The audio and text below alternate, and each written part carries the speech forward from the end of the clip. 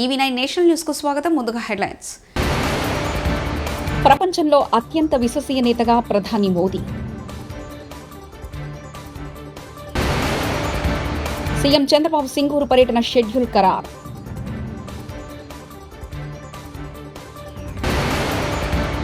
రక్షణ ఏరోస్పేస్ పరిశ్రమల స్థాపనకు చైతన్య పండే.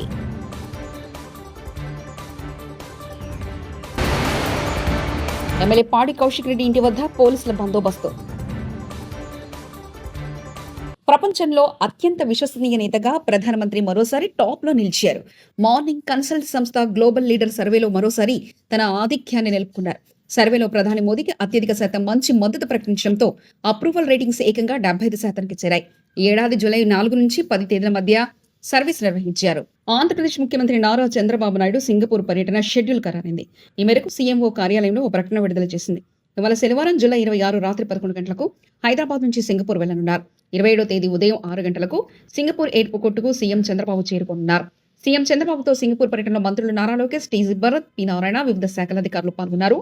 బ్రాండ్ ఏపీ ప్రమోషన్ లో పెట్టుబడుల సాధన కోసం రేపటి నుంచి 5 రోజుల పాటు సింగపూర్ లో పర్యటించనున్నారు. ఆంధ్రప్రదేశ్లోని దేశంలో రక్షణ ఏరోస్పేస్ పరికరాల తయారీ రంగంలో అగ్రగామిగా నిలిపేందుకు సహకరిస్తామని రక్షణ మంత్రి రాజ్నాథ్ సింగ్ కు టీడీపీ ఎంపీల బృందం విజ్ఞప్తి చేసింది. రాష్ట్రంలో రక్షణ, అంతరిక్ష పరిశ్రమల మౌలిక వసతుల అభివృద్ధికి సంబంధించి కీలక ప్రతిపాదనలపై వినతి పత్రం అందించేందుకు శుక్రవారం రాజ్నాథ్ సింగ్ తో ఎంపీల బృందం భేటీ అయింది. ఈ బృందంలో టీడీపీ నేత లావు శ్రీకృష్ణదేవరాయలు, ఎంపీలు దగ్గుమల్ల ప్రసాదరావు, మాగుంటి శ్రీనివాసరెడ్డిలు పాల్గొన్నారు. ఐడియాలజికల్ పాలిటిక్స్ పోయి స్విగ్గీ పాలిటిక్స్ వచ్చాయి. సిద్ధాంతాలకు కట్టుబడి పనిచేసే వాళ్ళు దేశ రాజకీయాల్లో తగ్గుతూ వస్తున్నారు. ఇది ప్రజాస్వామ్యానికి ప్రమాదం అంటూ రేవంత్ రెడ్డి వ్యాఖ్యానించారు. ఏర్పాటు ప్రక్రియలో వారు భాగస్వాములు కాకపోయినా ఈరోజు తెలంగాణ రాష్ట్రం ఏర్పాటులో జైపాల్ రెడ్డి గారి పాత్రను ఎవ్వరు తీయలేరు. జైపాల్ రెడ్డి గారు లేకపోతే, జైపాల్ రెడ్డి గారి సహకారం లేకపోతే తెలంగాణ రాష్ట్రం వచ్చి ఉండేది కాదు. వారి సమయం ఈరోజు పాలిటిక్స్ పెద్దలు చిన్నారెడ్డి గారు లాంటి వాళ్ళు ఇక్కడ ఉన్నారు. పాలిటిక్స్ అన్నీ కూడా స్విగ్గీ పాలిటిక్స్ అయిపోయినాయి. ఐడియాలజికల్ పాలిటిక్స్ లేకుండా పోయి స్విగ్గీ పాలిటిక్స్ వచ్చింది. ఈరోజు ఎవరు ఎంత ఫాస్ట్గా డెలివరీ చేస్తారు, ఆన్లైన్లో ఎవరు వస్తారు, లేకపోతే మనకు కావాల్సింది ఎవరు తొందరగా ఇస్తారని, ఎవరు కమిట్మెంట్తో ఉన్నారు, ఎవరి ఐడియాలజీని ఫాలో చేస్తున్నారు, సిద్ధాంతకర్తలుగా లేకపోతే సిద్ధాంతాలను నమ్మేవాళ్ళు, సిద్ధాంతాలను పాటించేవాళ్ళు, సిద్ధాంతాల కోసమే పనిచేసే వాళ్ళు దేశ రాజకీయాలలో తగ్గుతూ వస్తున్నారు. ఇది ప్రజాస్వామ్య స్ఫూర్తికి తెలంగాణ ద్రోహుల లిస్టు రాస్తే మొదటి పేరు చంద్రబాబు నాయుడుది ఉంటే రెండో పేరు రేవంత్ రెడ్డిది ఉంటుందని, రేవంత్ రెడ్డి తెలంగాణ ద్రోహిగా చరిత్రలో మిలిచిపోతారంటూ తెలంగాణ ఉద్యమ సమయంలో ఉద్యమకారులపైకి రేవంత్ రెడ్డి రైఫిల్ తీసుకుని వెళ్లిన ద్రోహి అంటూ హరీష్ రావు వ్యాఖ్యానించారు. ఉద్యమ కాలంలో ఉద్యమకారుల మీద తుపాకులు ఎక్కుపెట్టి రైఫిల్ రెడ్డిగా పేరొందినాడు. ఇవాళ రేవంత్ రెడ్డి ఎన్ని నాటకాలు ఆడినా చరిత్రలో మాత్రం ఆయన తెలంగాణ ద్రోహిగానే మిగిలిపోతాడు. తెలంగాణ ద్రోహుల చరిత్ర ఒక లిస్ట్ అంటూ రాస్తే మొదటి పేరు చంద్రబాబు నాయుడు ఉంటే రెండవ పేరు రేవంత్ రెడ్డి పేరు ఉంటుంది. ఎందుకంటే అది ఎన్నిటికీ తుడిచిపెట్టుకోపోలేదు.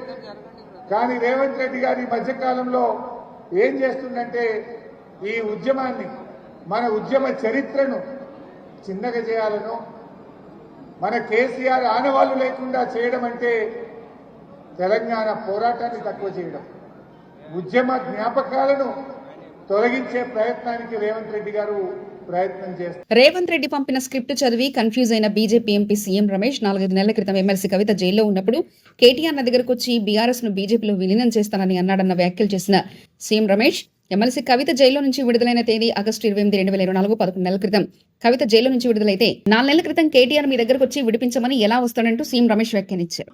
మీడియాకి ఇస్తా, నువ్వు ప్రెస్ మీట్ పెట్టి దీనికి సమాధానం చెప్పు. మా ఇంటికి వచ్చి ఏం మాట్లాడినారు? మేము చేసిన అవినీతి అన్నీ కూడా ఈడీ, సిబిఐ రాకుండా, లేకుంటే కవితను బయటికి వదిలేదానికి ఏర్పాటు చేయండి. మేము బీఆర్ఎస్ పార్టీ దేనికైనా సిద్ధం. మేము బీజేపీలో మెర్జ్ చేయాలన్నా కానీ, బీజేపీతో అలయన్స్ పెట్టుకోవాలన్నా కానీ దేనికైనా సిద్ధం. అంటే నేను తీసుకునే నిర్ణయం కాదు, పెద్దలతో మాట్లాడి చెప్పాలని. పెద్దలతో మాట్లాడిన తర్వాత మనం ఎలక్షన్స్లో ఏం చెప్పాం? ఈ బీఆర్ఎస్ పార్టీ అవినీతి పార్టీ, దీంతో కలిసే సమస్య లేదు. అయినా కూడా బీఆర్ఎస్ పని అయిపోయింది. పార్లమెంట్లో ఒక సీట్ రాలేదు, గవర్నమెంట్ లేదు, ప్రజలు వాళ్ళని చీకొట్టారు. అటువంటి వాళ్ళతో మనం కలిసే సమస్య లేదని చెప్పిన తర్వాత నువ్వు ఎంత హైదరాబాద్లోని కొండాపూర్లో భారత రాష్ట్ర సమితి ఎమ్మెల్యే పాడి కౌశిక్ రెడ్డి ఇంటి వద్ద పోలీసులు భారీ బందోబస్తు ఏర్పాటు చేశారు. శుక్రవారం ప్రెస్ మీట్ నిర్వహించిన కౌశిక్ రెడ్డి తెలంగాణ సీఎం రేవంత్ రెడ్డిపై ఘాటు విమర్శలు చేశారు. ఈ నేపథ్యంలో కౌశిక్ రెడ్డిపై ఎన్ఎస్యుఐ నేతలు దాడి చేస్తారన్న అనుమానంతో పోలీసులు భారీ బందోబస్తు ఏర్పాటు చేశారు.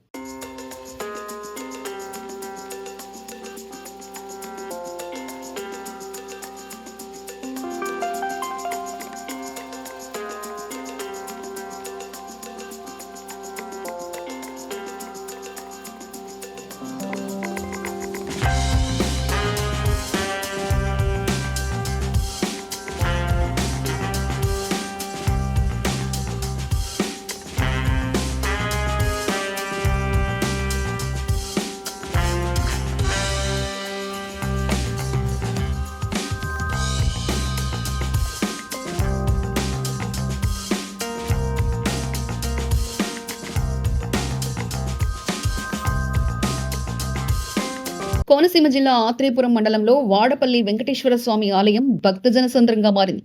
శ్రావణ మాసం మొదటి శనివారం కావడంతో 7 శనివారాల నోమును నోరుకునే భక్తులు వేల సంఖ్యలో తరలివచ్చారు. మాడవీధుల్లో భక్తులు 7 ప్రదక్షిణలు చేసి మొక్కులు తీర్చుకున్నారు.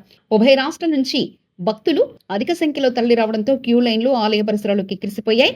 దీంతో స్వామివారి దర్శనానికి 4 గంటల సమయం పడుతుంది.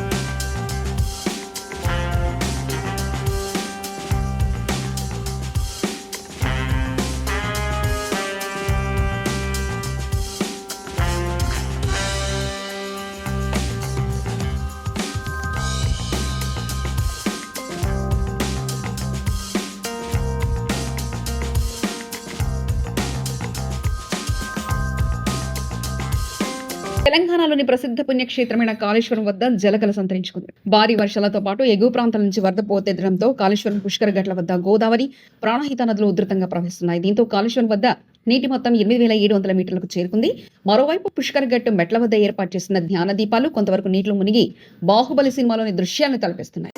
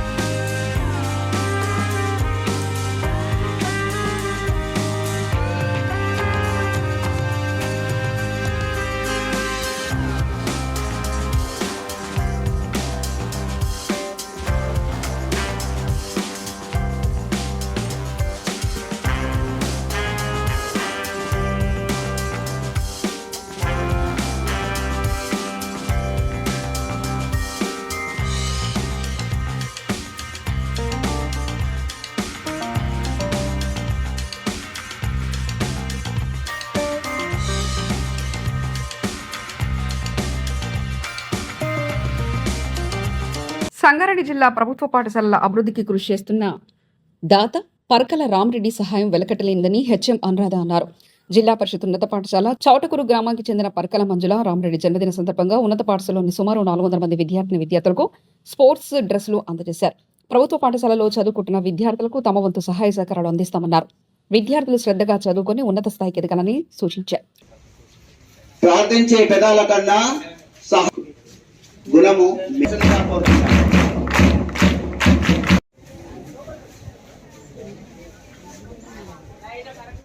మన యొక్క పాఠశాల సీనియర్ ఉపాధ్యాయులు సన్మానిస్తా ఉన్నారు.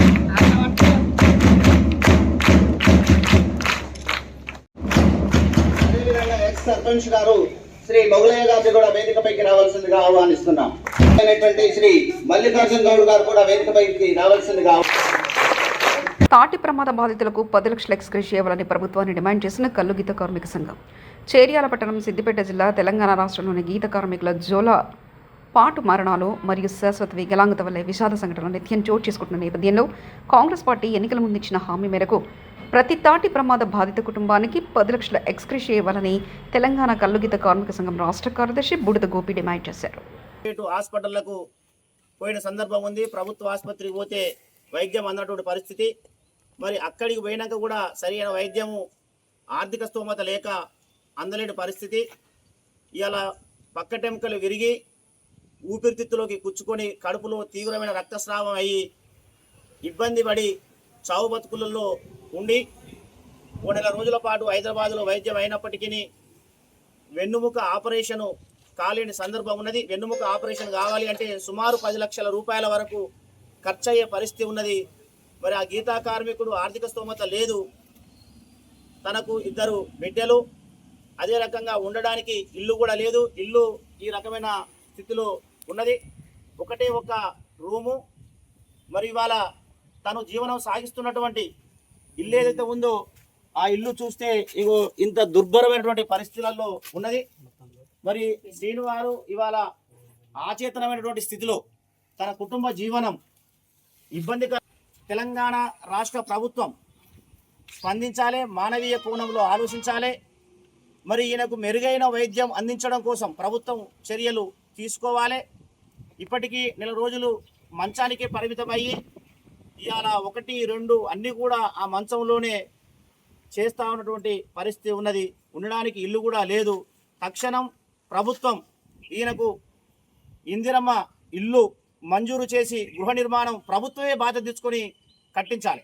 అలాగే తనకు మెరుగైన వైద్యం అందించడం కోసం ఎంత ఖర్చైనా కూడా రాష్ట్ర ప్రభుత్వం మెరుగైన వైద్యం, సూపర్ స్పెషాలిటీ వైద్యం అందించాలని చెప్పేసి కల్లుగీత కార్మిక సంఘంగా ఈ సందర్భంగా డిమాండ్ చేస్తూ ఉన్నాం. దానితో పాటుగా ఇలా ఎక్స్ రేషియో ఎన్నికలకు ముందు కాంగ్రెస్ ప్రభుత్వం చెప్పింది, ఎన్నికల్లో మేము అధికారంలోకి వచ్చేస్తే గీతా కార్మికుల ఎక్స్ రేషియో చనిపోతే ఇచ్చేటువంటి దాన్ని 5 లక్షల నుంచి 10 లక్షలు చేస్తాం, పర్మనెంట్ బాధ్యతలు కూడా 10 లక్షలు చేస్తామని చెప్పేసి హామీ ఇచ్చారు. ఇలా మొన్న లష్కర్గూడలో పోయిన సంవత్సరం తాటి చెట్ల మీదకెళ్ళి పడి ప్రమాదాలకు గురైన వాళ్ళకు పెండింగ్లో ఉన్న ఎక్స్ రేషియోను కూడా ఇస్తామని చెప్పేసి సాక్షాత్తు ముఖ్యమంత్రి గారే ప్రకటించి ఉన్నారు. కాబట్టి తక్షణం 10 లక్షల రూపాయల ఎక్స్ రేషియో రేవంత్ రెడ్డి సర్కారు అధికారంలోకి వచ్చినప్పటి నుంచి ప్రత్యేకమైనటువంటి స్పెషల్ జీవో తీసి వారికి 10 లక్షల రూపాయల ఎక్స్ రేషియో ఇవ్వాలి అని చెప్పేసి ఈ సందర్భంగా డిమాండ్ చేస్తూ ఉన్నాం. దాంతోపాటు గీతా కార్మికులకు ఇచ్చినటువంటి హామీలు ఏవైతే ఉన్నాయో వాటన్నిటిని కూడా అమలు చేయాలని చెప్పేసి ఈ సందర్భంగా కోరుతా ఉన్నాం. నిన్న బూరగొండ శ్రీనివాస్ గౌడ్ గత నెలలో తన వృత్తిలో భాగంగా తాడి చెట్టు మీదకి వెళ్ళి దిగుతుండ కింద పడడం వలన శరీరం గాయాలతో పాటు పూర్తిగా వెన్నుపూస విరగడం జరిగింది. దీంతో అతడు ప్రైవేట్ హాస్పిటల్లో చికిత్స కోసం అనేక హాస్పిటల్ తిరిగి అనేక 5-6 లక్షలు ఖర్చు చేసుకొని కూడా ఇంతవరకు అది. ప్రపంచంలో అత్యంత విశ్వసనీయ నేతగా ప్రధాని మోదీ. సీఎం చంద్రబాబు సింగూరు పర్యటన షెడ్యూల్ ఖరారు.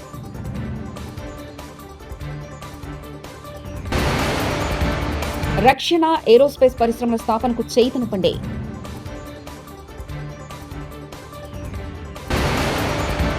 ఎమ్మెల్యే పాడి కౌశిక్ రెడ్డి ఇంటి వద్ద పోలీసుల బందోబస్తు. ఇవి బులెటిన్ విశేషాలు. చూస్తూనే ఉండండి EV9 నేషనల్ న్యూస్.